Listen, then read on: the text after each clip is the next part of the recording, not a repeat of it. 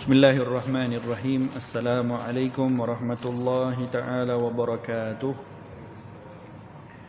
Alhamdulillah. Alhamdulillahi rabbil alamin. Wassalatu wassalamu ala asyrafil anbiya'i wal mursalin sayyidina Muhammadin wa ala alihi wa sahbihi ajma'in. Rabbi syrah li sadri wa yassir li amri wa hlul 'uqdatam min lisani yafqahu qawli. Amma ba'du, nawayna ta'alluma wa ta'lim wa tadhakkura wa tadhkir wa naf'a wal intifa' wal ifadah wal istifadah wal has 'ala tamassuki bi kitabillah wa sunnati nabiyhi sallallahu alaihi wasallam wa du'a ila al huda wa ibtigha'a mardatillahi wa qurbih wa sawabihi. Amin Allahumma amin. Alhamdulillah, puji dan syukur kepada Allah Subhanahu wa taala, selawat dan salam kepada junjungan Nabi besar kita, Nabi agung kita, Nabi Muhammad sallallahu alaihi wa ala alihi wasahbihi wasallam. Para jemaah, tuan-tuan puan-puan yang dirahmati oleh Allah, seperti pertemuan-pertemuan yang sebelum ni, kita akan sambung bacaan daripada kitab Syarah Hadis Jibril karangan Al-Allamah Ad-Da'iyah Al-Muhaqqiq Al-Habib Zain bin Ibrahim bin Sumaid hafizahullahu ta'ala wa ra'ah. Pada pertemuan yang sebelum ini, kita membicarakan tentang perkara-perkara yang membatalkan solat. Jadi tajuk kitab Syarah Hadis Jibril, supaya kita ikuti perkembangan tertib kita punya perbincangan. Secara umum kitab ini membicarakan tentang hadis baginda Rasulullah sallallahu alaihi wasallam ketika didatangi oleh malaikat Jibril dan bertanyakan kepada Nabi 4 soalan yang mana jawapannya merangkumi 4 rukun agama kita, 4 tiang agama. Yang pertama ditanya tentang mahwal iman, maka dijawab dengan 6 rukun iman. Nabi kita jawab. Itu rukun yang pertama, tiang yang pertama. Yang kedua ditanya oleh Jibril. Jibril bertanya kepada Nabi tentang mahwal Islam, maka Nabi kita pun menjawab 5 rukun Islam. Itu mewakili tiang yang kedua. Dan yang ketiga, Jibril bertanya kepada Nabi SAW tentang al-ihsan, yang mewakili kepada ilmu al-akhlaq, ilmu penyucian jiwa, ilmu at-tasawuf. Dan Nabi pun menjawab. Itu mewakili kepada tiang yang ketiga. Dan yang keempat, Jibril AS bertanyakan kepada Nabi tentang tanda-tanda hari kiamat. Maka Nabi pun menjawab. Jawapan Nabi mewakili tiang yang keempat. Jadi para ulama sebutkan 4 jawapan Nabi SAW mewakili 4 ilmu yang paling terbesar dalam di mana dengan keempat-empat ilmu ini berdirinya agama yang ada dalam diri seseorang. Maka agama kita tidak akan terdiri kecuali seseorang yang beragama Islam mendirikan agama yang dianuti pada dirinya dengan memenuhi keempat-empat ilmu ini. Yang pertama, ilmu akidah. Di dalam ilmu akidah akan mengajarkan 6 rukun iman yang kita telah bahaskan panjang lebar sebelum ini. Yang kedua, ilmu fiqh yang masih sekarang tengah kita bincang, yang mewakili kepada kelima-lima rukun Islam. Di mana kita akan belajar tentang solat, kita nak belajar solat dalam ilmu fiqh. Nak belajar di mana kita akan mencari tentang masalah hukum hakam batal ke tidak puasa, ya cari dalam buku fiqh. Di mana kita nak cari tentang masalah hukum hakam ihram haji umrah, ya rujuk dalam kitab-kitab fiqh. Di mana kita nak cari tentang permasalahan tentang zakat, ya cari dalam hukum fiqh.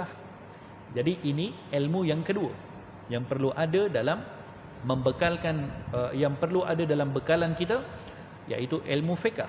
Yang ini masih lagi sedang kita bincangkan. Sebab tu tajuk hari ini adalah muka surat 102, iaitu permasalahan tentang solat orang yang sakit. Ilmu yang ketiga, ilmu tasawuf. Ilmu yang mengajarkan kepada kita cara menyucikan jiwa kita daripada bersifat dengan sifat-sifat yang tidak baik, menyucikan diri daripada sifat-sifat yang buruk. akhlak-akhlak yang tidak baik. Ini dia ilmu tasawuf. Dan yang keempat, mewakili soalan oleh Jibril kepada Rasul sallallahu alaihi wasallam bertanya tentang tanda-tanda hari kiamat, itu mewakili ilmu yang keempat dipanggil ilmu alamatus saah, ilmu tentang akhir zaman. Ini salah satu daripada ilmu yang patut dan mesti kita pelajari tentang perihal akhir zaman. Dan ilmu inilah yang akan yang akan menjelaskan kepada kita bagaimana berhadapan dengan situasi di akhir zaman, dengan fitnah-fitnah yang berlaku di akhir zaman, dengan kerosakan-kerosakan yang bakal berlaku di akhir zaman. Dan cukup banyak kitab-kitab yang dikarang oleh para ulama di dalam hal membicarakan tentang ilmu akhir zaman. Jadi 4 ilmu ni tuan-tuan yang akan dibicarakan dalam kitab Syarah Hadis Jibril. Sebab itu kitab ini dinamakan Syarah Hadis Jibril. Jadi kita punya perbincangan sekarang masih lagi pada ilmu yang kedua, iaitu ilmu fiqh. Ya sudah pasti kalau nak mempelajari secara lebih mendalam tentang ilmu fiqh, ya kita kena kembali kepada kitab fiqh yang tertentu. Dan saya yakin mungkin di sini juga banyak telah pun dibincangkan ataupun masih lagi diajarkan tentang ilmu fiqh. Adapun kitab Syarah Hadis Jibril ni secara umum yang merangkumi keempat-empat ilmu tadi. Baik, berbalik kepada kita punya kitab Syarah Hadis Jibril, muka surat 102 yang ada kitab. Masih lagi dalam perbincangan tentang masalah solat. Kita telah membicarakan syarat-syarat sah solat. Kita juga telah membicarakan tentang rukun-rukun solat. Dan kita juga telah membicarakan sebelum ini tentang perkara-perkara yang membatalkan solat dan juga yang makruh dalam solat. Bab yang seterusnya, hari ini kita nak baca solatul marid, solat orang yang sakit. Pengarang kitab menyebutkan, barang siapa yang menghadapi kesusahan atau kesakitan yang bersangatan untuk berdiri dalam solat fardu kerana sakit atau sebagainya, maka boleh solat dalam keadaan duduk sebagaimana yang dikehendakinya, dan duduk iftirash, duduk tahiyat awal itu lebih afdal. Ini kalau orang sakit. Tuan-tuan di sini pun mungkin ada daripada kalangan kita orang yang kurang sihat. Semua daripada kita pun mungkin akan berhadapan dalam situasi yang sama, yang macam tu satu hari nanti. Mungkin hari ini sihat, satu hari nanti mungkin kita juga akan kurang sihat. Jadi fiqh solatul marid, kefahaman tentang solat atau ibadah kepada orang yang sakit, ini adalah salah satu menunjukkan betapa cantiknya agama kita. Makanya dalam agama kita tidak hanya bersifat sesuatu itu dengan paksaan, tidak. Macam-macam keringanan yang dibenarkan di dalam syarak. Dalam masalah solat saja kalau kita lihat berapa banyak keringanan. Ini belum lagi kita bincang jamak qasar dalam solat. Kita belum lagi bincang orang yang boleh Allahumma salli ala Muhammad, orang yang bermusafir macam mana dia nak solat dengan solat yang ringkas. Orang yang bermusafir kalau naik flight atau dia berada dalam keadaan yang tidak boleh solat dengan tetap berdiri di suatu tempat, macam mana keadaannya. Demikian juga salah satu daripada keindahan agama kita, hatta sehinggakan orang yang sakit pun dalam agama kita mempunyai garis panduan macam mana ibadah seorang pesakit.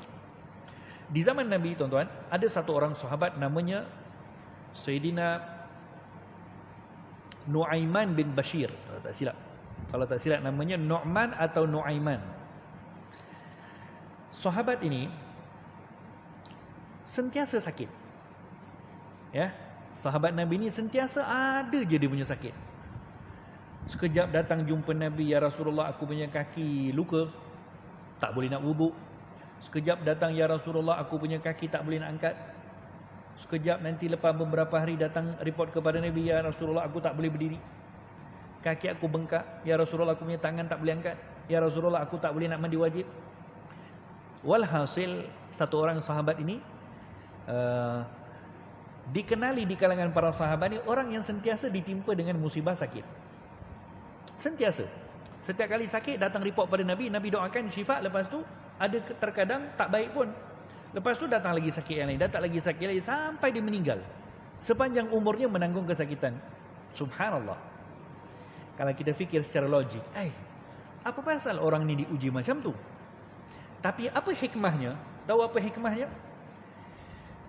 Betapa banyak perihal-perihal ibadah orang yang berada dalam keadaan sakit, kalau kita lihat rujukan hadisnya, semuanya akan kembali soalan sahabat tadi. Subhanallah. Berapa banyak pahala dia dapat sampai hari ini?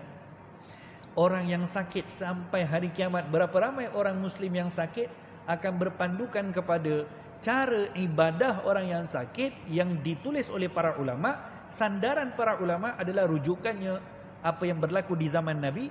Didatangi oleh satu orang sahabat yang bernama Nu'man. Ini bertanya perihal kepada Nabi, macam mana dia nak wuduk, dia sakit, macam mana dia nak mandi wajib, macam mana tangannya terluka, macam mana besok kaki terluka pula, yang ini tak boleh berdiri pula, yang besok hari lain pula.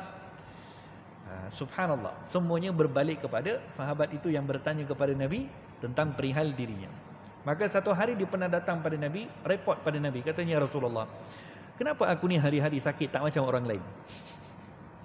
Tak macam orang lain, boleh pergi perang fisabilillah, boleh pergi berjuang di jalan Allah bersama dengan kau ya Rasulullah, boleh pergi musafir sana sini, boleh bersama sentiasa dengan kau pergi sana pergi sini, ibadah macam mana orang lain, berkeluarga macam mana orang lain pergi sana pergi sini juga.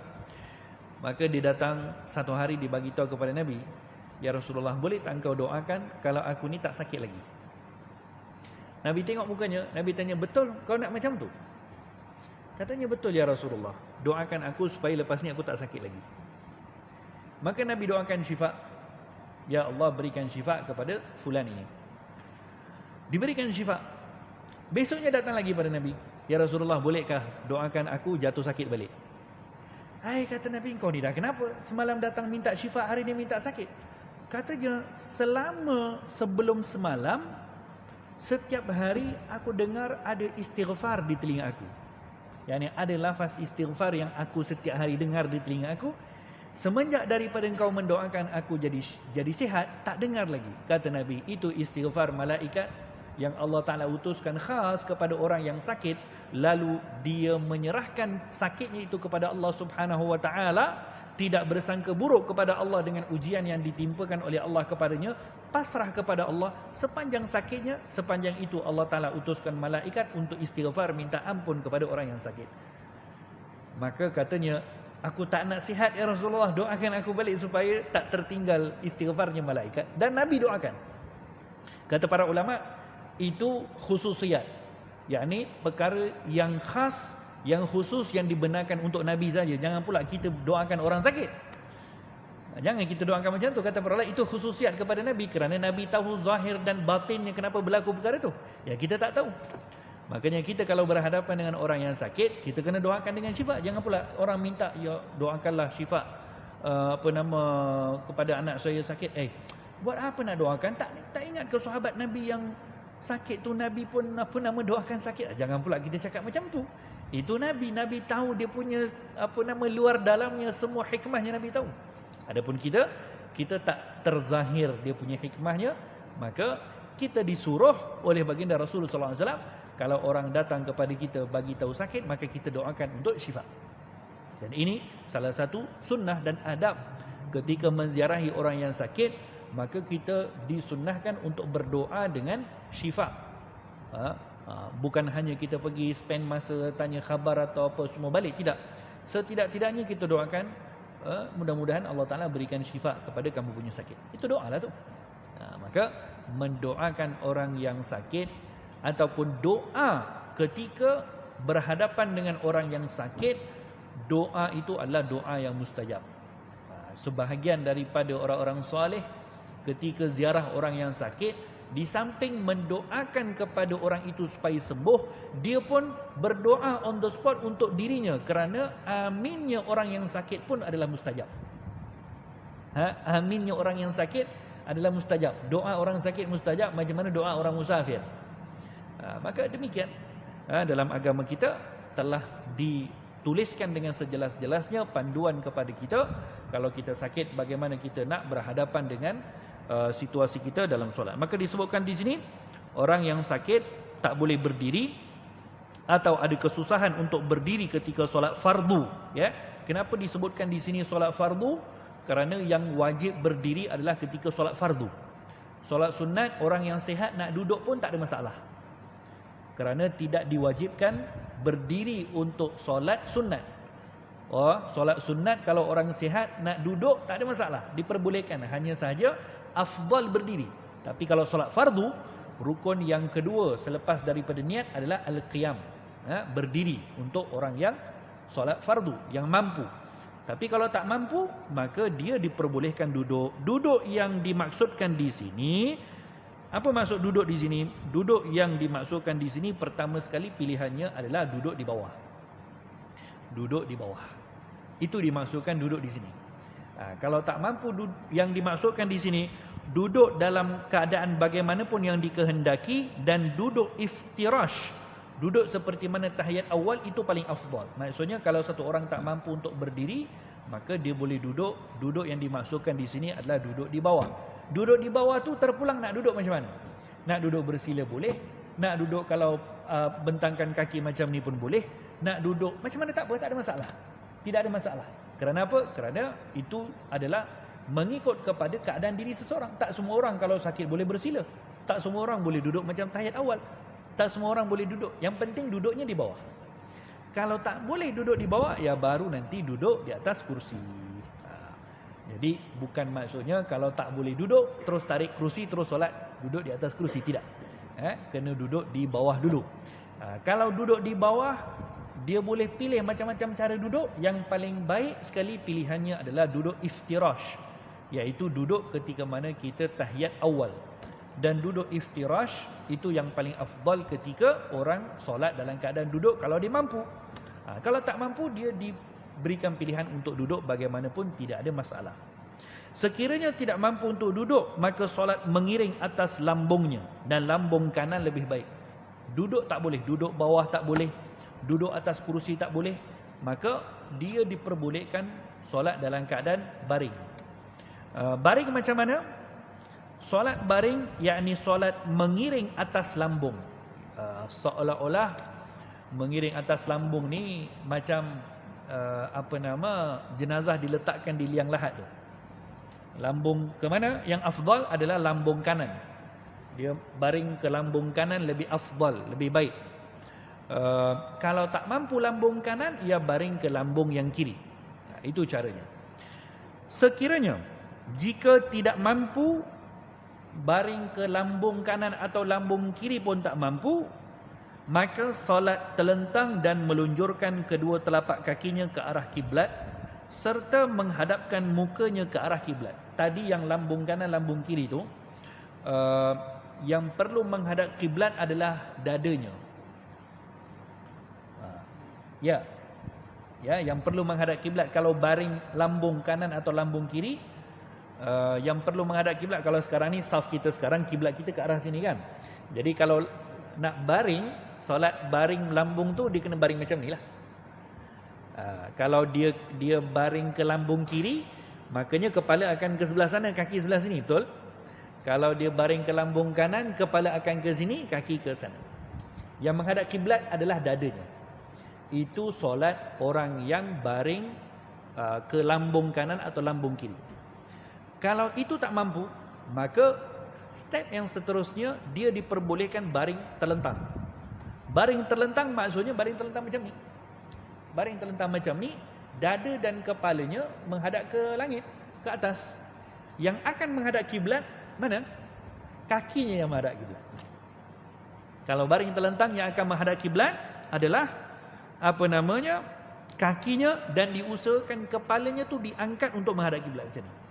Jadi kalau dibaring macam ni terlentang, kena menghadap kiblat kaki, kemudian kepalanya tu diangkat. Maksudnya diletakkan bantal atau apa supaya kepalanya boleh diangkat. Macam kalau katil hospital tu kan dia boleh angkat sikit kan. Ini kalau boleh. Mungkin ada orang sakit tak boleh alih langsung, mungkin. Kalau boleh, diusahakan kepalanya diangkat supaya apa? Yang menghadap kiblat muka dan juga telapak kakinya tu menghadap kiblat. Kalau itu pun tak boleh, Okey, tadi tu kalau dah angkat sikit kepala, ketika pergerakan solat, dia perlu menggerakkan kepalanya untuk perbuatan rukuk dan sujud. Jadi takbir macam biasa Allahu Akbar. Jadi ketika rukuk dia kena gerakkan sikit kepala. Ketika sujud gerakkan sikit lagi. Itu kalau mampulah. Sekiranya tidak mampu, maka solat dengan gerakkan matanya. Ini last, yakni baring terlentang pun tak mampu. Makanya solat dengan apa? Dengan gerakkan mata. Gerakkan mata macam mana? Yakni dia sendiri yang menentukan gerakan pertama dengan kelipan-kelipan mata. Allahu Akbar, rukuk. Sami Allahu liman hamidah, i'tidal. Kelip lagi, sujud. Kelip lagi mata, duduk antara dua sujud. Kelip lagi mata, sujud lagi. Sampai ke tahap macam tu. Agama kita membenarkan. Tapi ini bukan pilihan boleh pilih mana-mana, tak boleh macam tu. Ini kalau sampai kepada step yang macam tu, dia tak boleh solat kecuali dalam keadaan macam tu, yang macam tu solat dia. Dan solatnya sah. Tak perlu diqadha. Selagi mana solatnya dengan wuduk. Ya, selagi mana solatnya didahului dengan wuduk, kalau dia hanya boleh solat dengan kelipan mata, maka sembahyangnya sah. Faham tak? Ya? Kalau tak ada wuduk. Tak ada wuduk kena tayamum. Kalau boleh tayamum sembahyangnya sah. Tapi ya. Kalau tak boleh bergerak, kena minta bantuan orang lain untuk tayamumkan. Warisnya ke atau siapa-siapa yang kena tayamumkan orang tadi. Kalau tayamum pun tak mampu, kalau tayamum tak mampu, wuduk lagi lah tak mampu kan. Maka kita tengok macam mana lagi ya. Kemudian jika tak mampu juga solat dengan kedipan mata, gerakan mata pun tak mampu, maka bayangkan dalam hatinya rukun-rukun solat. Ini last choice. Last punya pilihan, step yang terakhir, solat dengan hati. Yang ini dibayangkan dalam hati, dia tengah takbiratul ihram. Kemudian dia baca Al-Fatihah dalam hati. Kemudian dia baca surah. Kemudian dia bayangkan dalam hatinya dia tengah rukuk. Kemudian dibayangkan dia i'tidal. Wahakadha, demikian. Itu solat dengan menggunakan hati. Last choice. Kalaulah solat dengan hati pun tak mampu, maka gugurlah kewajipan solat kepadanya. Kalau solat dengan menggunakan hati pun dia tak mampu, bererti apa? Bererti orang ni tidak berada dalam keadaan yang sedar. Maka gugur kewajipan ke atas dirinya. Tetapi tidak akan gugur kewajipan solat selagi mana masih berakal. Maksudnya kalau waktu itu dia tak mampu, dia tak berdosa kerana tak solat waktu tu. Contohnya orang yang koma, kan? Ya memang dia tak boleh nak buat apa-apa. Dia memanglah dia tak berdosa waktu tu, dia tak berdosa. Tapi lepas daripada dia sembuh, ya dia mesti nanti kena qadhakan balik dia punya solat, dan dia tidak berdosa kerana tinggalkan solat waktu tu. Tapi kalau dia hilang akal, kalau hilang akal itu adalah hilang akal yang tak disengajakan, maka sepanjang dia hilang akal, kalau dia sembuh balik, dia tak wajib qadhakan. Apa maksud hilang akal? Hilang akal boleh jadi nyanyuk, boleh jadi apa? Gila. Apa lagi? Termasuk daripada hilang akal. Maksudnya akalnya tak berfungsi. Tapi kalau koma itu tak termasuk hilang akal. Kerana koma ni dia akal masih berfungsi kan? Betul? Jadi dia tak dipanggil sebagai orang yang tak waras, tidak. Akalnya masih berfungsi. Cuma dia lumpuhlah, tak boleh buat apa-apa. Jadi demikian guideline yang diberikan oleh syarak untuk solat orang yang sakit. Dan barang siapa yang tidak mampu untuk bersuci dan sebagainya dari syarat-syarat sah solat, maka wajib ke atasnya meminta bantuan orang lain melakukannya, walaupun dengan mengupah. Orang tak mampu, tangannya berbalut, kakinya berbalut, dia tak mampu gerak apa semua, maka dia wajib untuk meminta orang lain untuk wudukkan. Walaupun dia terpaksa membayar upah. Kalau tak mampu wuduk, maka dia kena tayamum. Jika tidak mampu untuk mencari pembantu, maka solatlah dalam keadaannya tersebut dan wajib ke atasnya untuk qada ketika sudah mampu melakukannya. Contoh, dia terbaring tak ada orang nak uruskan, yang nak wudukan pun tak ada orang, yang nak tayamumkan pun tak ada orang, dalam keadaan waktu itu dia boleh solat dalam keadaan berbaring, tak ada siapa-siapa nak menguruskan. Maka dia kena buat apa? Dia kena solat juga, wajib solat juga untuk menghormati waktu. Nanti setelah sembuh dia kena qada balik.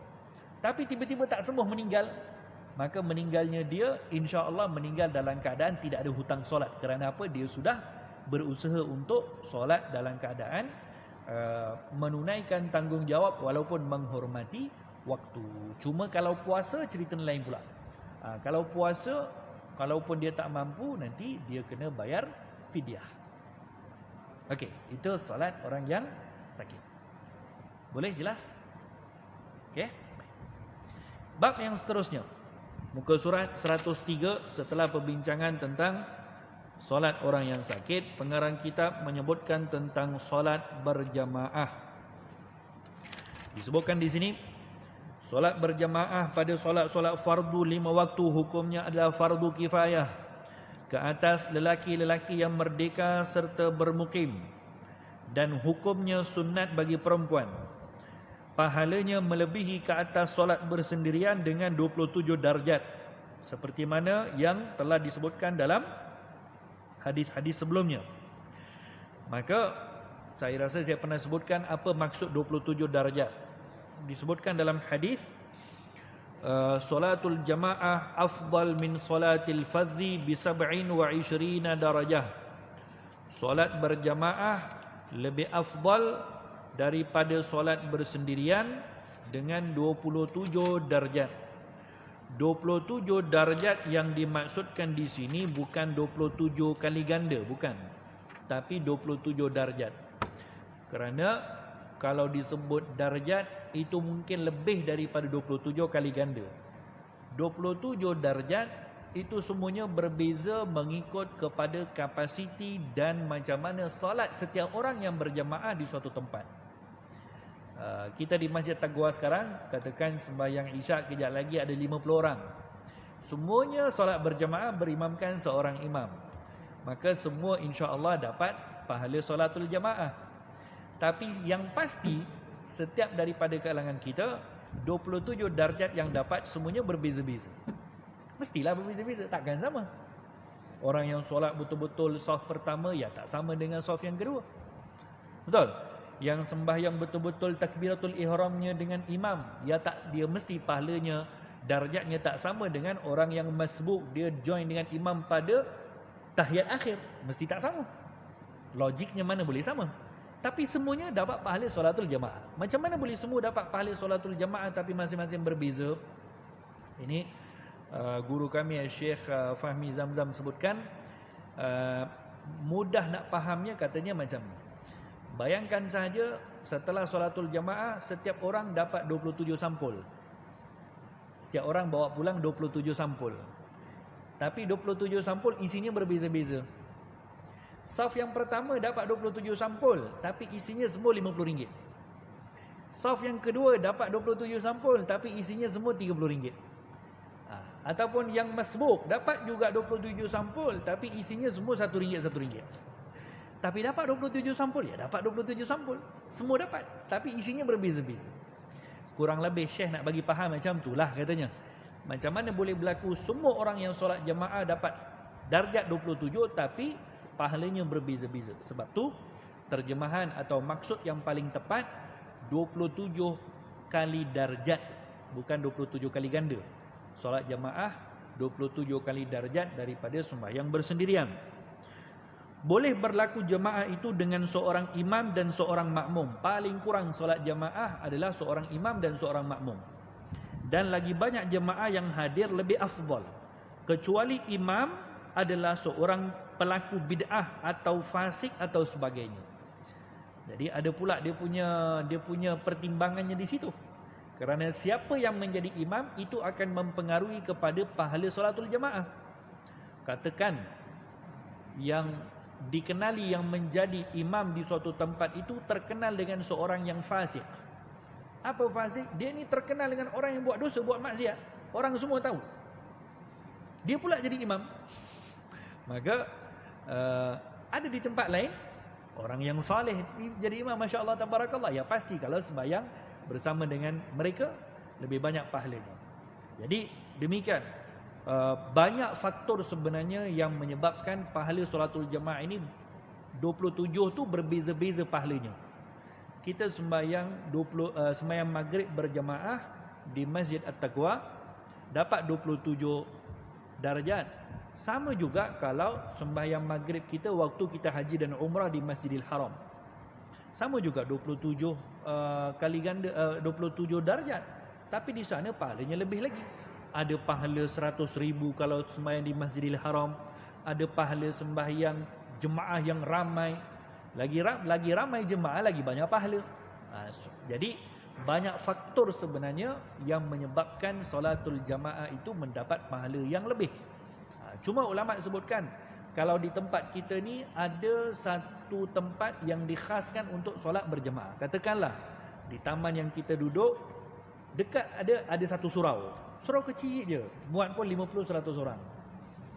Kalau kita jauh sikit, datang masjid. Masjid besar, masya-Allah tabarakallah, sembahyang 1000 orang. Kalau kita tak pergi surau akan menyebabkan syiar salatul jamaah di situ tak hidup. Maka di situ afdal tetap kepada kita untuk hidupkan tempat itu, kerana tempat itu telah dikhaskan untuk menghidupkan salatul jamaah.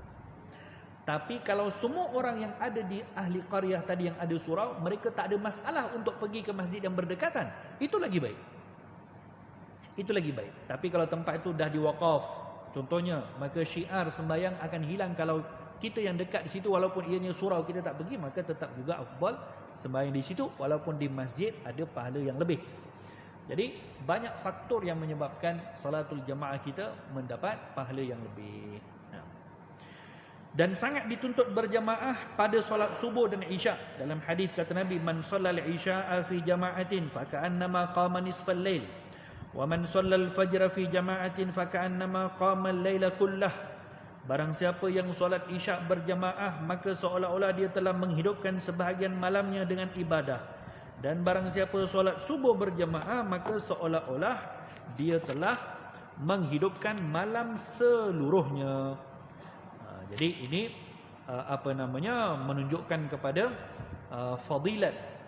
Setidak-tidaknya dalam satu hari kita jangan tinggal solat isyak dan solat subuh berjamaah.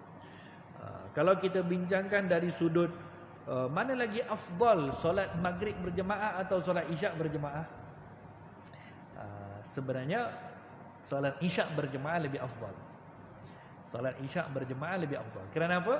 Kerana dalam hadis disebutkan orang yang solat isyak secara berjemaah, dia akan mendapat pahala mendirikan separuh malam dengan ibadah.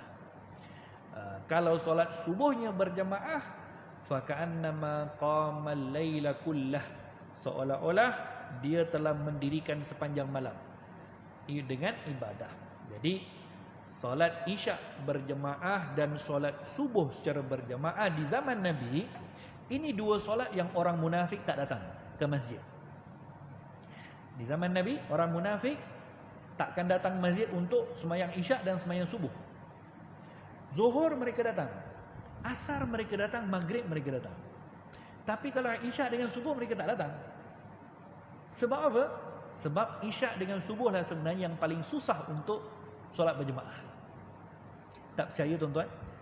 Cuba sekejap lagi lepas main isyak, kita kira yang maghrib berjemaah dengan isyak berjemaah. Pasti yang maghrib berjemaah lebih ramai. Kerana solat isyak yang masing-masing akan ada macam-macam urusan-urusan lain. Kalau maghrib banyak faktor yang menyebabkan kita boleh datang sembahyang. Ya balik daripada kerjanya, ya pertukaran daripada siang ke malam. Macam-macam sebab yang menjadikan orang lebih senang untuk sembahyang maghrib berjemaah berbanding sembahyang isyak. Sembahyang isyak banyak perkara-perkara lain yang kadang-kadang menyibukkan orang. Apatah lagi sembahyang subuh, 2 rakaat aja. Maka di zaman Nabi, orang munafik mereka tak datang sembahyang subuh dengan sembahyang isyak berjemaah ke masjid. Kerana apa? Kerana sembahyang isyak dengan subuh di zaman Nabi lah, kalau keluar tak ada orang nampak, ya gelap. Nak pergi sembahyang isyak dah gelap dah. Nak pergi sembahyang subuh pun, nak pergi jalan ke masjid pun gelap. Jadi tak ada orang nampak. Adapun orang munafik, mereka nak pergi sembahyang ke masjid tidak lain tidak bukan untuk apa? Untuk riak, untuk berbangga diri, untuk menunjuk-nunjuk di hadapan Nabi dan juga orang-orang lain kalau mereka ni adalah orang yang suka pergi masjid. Jadi sembahyang zuhur kalau pergi masjid kan orang nampak. Sembahyang asar pergi masjid pun orang nampak. Sembahyang maghrib pergi masjid pun orang nampak. Tapi kalau sekarang ni kita yang tengah tunggu sembahyang isyak, ada tak orang kat luar tu yang tahu kita tengah pergi sembahyang isyak? Ya tak tahu. Mungkin faktor zaman sekarang mungkin lain lah, tapi di zaman Nabi macam tu. Zaman Nabi macam tu. Ini orang munafik, kalau sembahyang subuh dengan sembahyang isyak, mereka tak keluar pergi ke masjid kerana tak ada sebab untuk mereka pergi sembahyang. Adapun sembahyang-sembahyang lain mereka pergi untuk mereka dapatkan kemasyhuran, untuk mereka dianggap, dilihat sebagai orang yang baik, kerana orang boleh nampak dia berjalan pergi ke masjid. Ini bukanlah maksudnya tak payah datang sembahyang zuhur, asar, maghrib, bukan. Maksudnya di sini bagaimana kita boleh istiqamah sembahyang maghrib secara berjamaah. Tentunya kita mesti kena usaha untuk kekalkan solat isyak, apatah lagi solat subuh secara berjamaah. Ulama sebutkan, kalau nak lihat betapa kukuhnya agama Islam yang berada di suatu tempat, maka lihatlah pada sembahyang subuhnya. Lihatlah pada sembahyang subuhnya macam mana. Maka baru akan boleh dinilai komuniti Muslim yang ada di tempat tersebut kukuh atau tidak, kuat atau tidak adalah bergantung kepada solat subuh yang didirikan di suatu masjid. Tidak diberikan keuzuran untuk meninggalkan solat berjamaah melainkan kerana uzur yang benar, seperti sakit, hujan lebat dan takut bahaya ke atas diri atau harta. Ini pun hujan lebat, kata para ulama, kalau zaman kita mungkin tak sesuai untuk dijadikan sebagai alasan.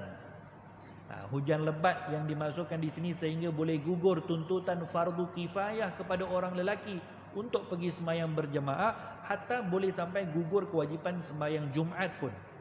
Kalau terlalu lebat hujan sehingga menyebabkan apa? Menyebabkan akan jadi mudarat kalau dia keluar. Hujan, petir, ribut dan sebagainya lah. Zaman kita sekarang masing-masing ada kereta. Kalau hujan mungkin kena tengok dulu hujan macam mana yang jadi penghalang. Kalau setakat hujan mungkin tak cukup alasan untuk gugur tuntutan fardu kifayah kepada kita untuk tidak pergi solat berjamaah. 1 minit lagi. Dan sebahagian daripada keuzuran-keuzuran yang dibenarkan juga cuaca yang terlalu panas, cuaca terlalu sejuk dan berada dalam keadaan yang sangat lapar dan sangat dahaga. Ini semua pastinya mempunyai dia punya pendetailan. Sangat sejuk yang macam mana, sangat lapar yang macam mana, dahaga yang macam mana, yang boleh satu orang beralasan untuk apa? Untuk dia tidak pergi solat berjamaah dan dia tidak jadi hukumnya makruh kepada dia. Jadi kalau kita tak solat jamaah, hukumnya makruh kepada kita selagi mana kita mampu. Tapi kalau ada alasan yang munasabah macam tadi, maka kita tidak menanggung hukum yang makruh kepada kita untuk tinggalkan solat berjamaah. InsyaAllah setakat itu dahulu untuk hari ini. Hadza billahi taufik. Wa sallallahu wasallam ala khairi khalqi sayyidina Muhammadin wa ala alihi wa sahbihi wasallam. Allahumma inna na'udzubika min ilmin la yanfa' wa na'udzubika min qalbin la yakhsha' wa na'udzubika min du'ain la yustajab. Wa sallallahu wasallam ala khairi khalqi sayyidina Muhammadin wa ala alihi wa sahbihi wasallam. Walhamdulillahi rabbil alamin. Wassalamu alaikum warahmatullahi wabarakatuh.